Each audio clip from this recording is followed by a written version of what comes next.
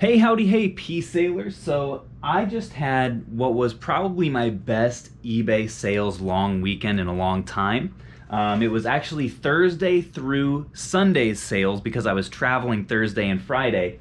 And there's some really cool stuff in here along with some good bolos, some stuff that you guys might recognize from some videos.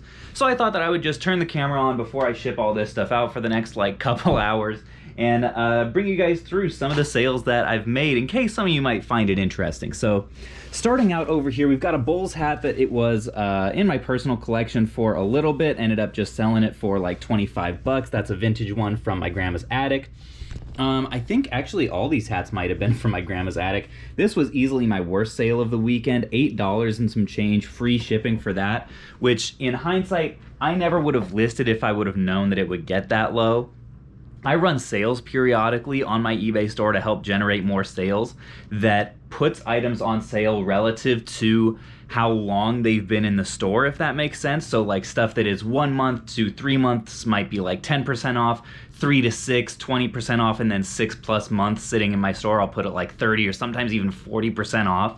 So this hat was listed for less than I normally list stuff for now. And also was on mega sale, so I probably, after shipping and fees, I'm gonna make like $3 on this hat. Definitely not worth the work of listing, but you know, it's gone. I'm not gonna complain too much. But if I had got that like free in a bundle these days and the listing price originally was going to be like 12 bucks, I would just toss it or donate it or whatever. This Gatorade corduroy hat, however, sold for, guess what? $75. I've sold a bunch of vintage Gatorade hats because my grandpa had a ton that my grandma got rid of recently, and I kept 1 or 2 of them, but this is one that I did decide to sell. 75 bucks on that.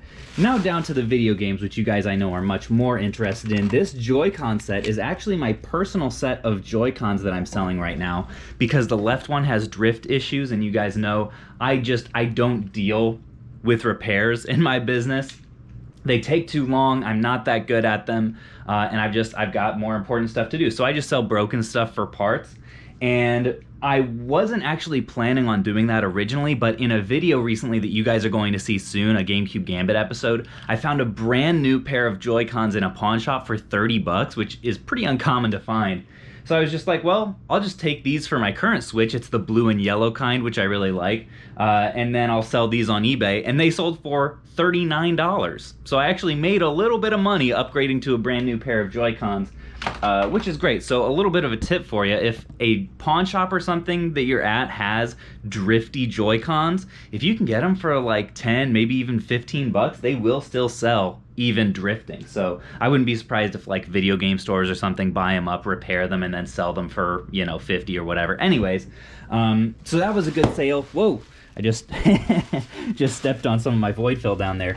So all 3 of my copies of Dry Battery Pokemon Silver sold as well for 35 or so a piece, I believe. Those are all to the same buyer. And then I had 4 copies of Emerald, all sell for between $95 and $109.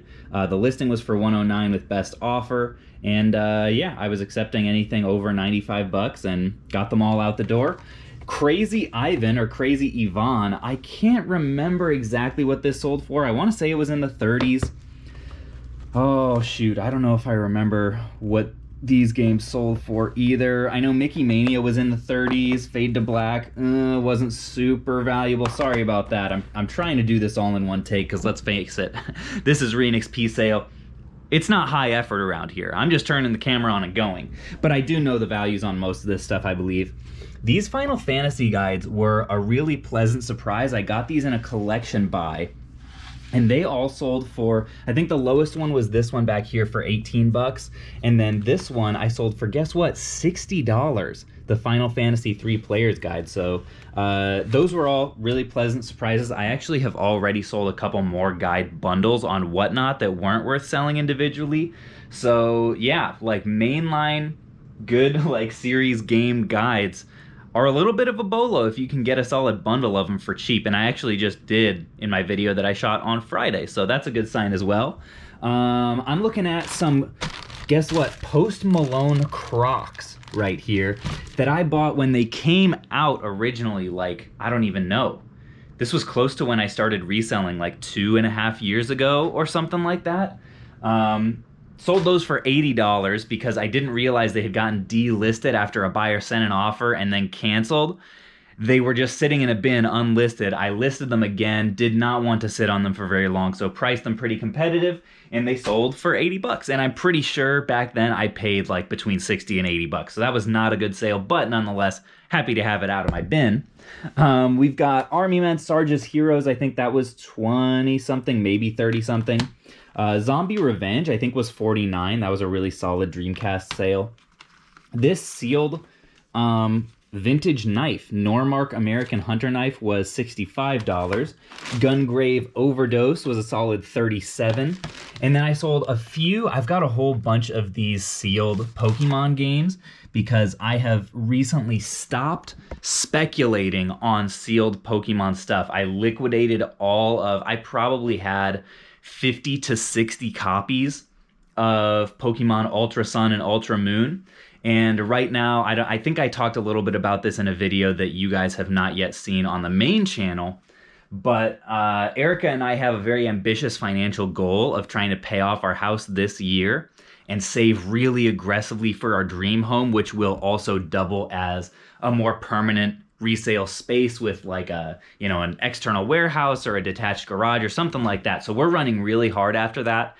And stuff like this that I just had sitting around in bins hoping that it's going to go up in price one day just started to make less and less sense because it's taking up space and it's a lot of money that I could have liquid to put towards these very real and really important goals. So all that to say, I sent all of my Sun and Moons off to Amazon because they sell really quick there. These ones don't as much because there are a bunch of listings for the UAE version that go for less money. So these all got sold on eBay, and I've got more copies of those available still right now. This was an awesome sale. Oh, and they went for, I think these were like 90 to 100 if I'm not mistaken, and Art Academy was in actually a similar range. And these two went to a viewer. So thank you very much if you are watching this video right now. I really appreciate that business. Also, Gargoyles, manual only, believe it or not, on the Genesis, sold for $25. Was really happy with that sale. Sega Nomad, first one of these I think I've ever sold, if I'm not mistaken. It had the adapter and the battery pack on back. That one sold for, what did it sell for? $277, I believe. So great sale there. Tiny Tanks, did I say that already, was maybe 21 or so. This guy, Wonder Boy on the Genesis, I'm sorry, I totally forgot to look up values on any of the Genesis stuff. But the final sale on this table and of the eBay sales weekend, you guys might recognize. You remember when I got these Disney watches, all not working, they all need new batteries, at a pawn shop for $3 a piece. I have over 100 of them right now. Actually, Spencer just listed, I think, the remaining ones. And yeah, I'm stoked about it, folks, because this lot was the first sort of test lot that we listed. And I have $30. There's 10 of them. So I have $30 into everything in this bag. And it sold for $120 plus shipping. So I'm really ambitious, really optimistic, rather, on how that lot as a whole is going to turn out financially. I think it was a worthwhile gamble. And I learned something as well about brand new vintage Loris Disney watches. So as a reseller, that's always what I'm all about. And yeah, I've got to get to packing this stuff up for the next hour and a half. But thank you guys for watching, and I will catch you all on the flip.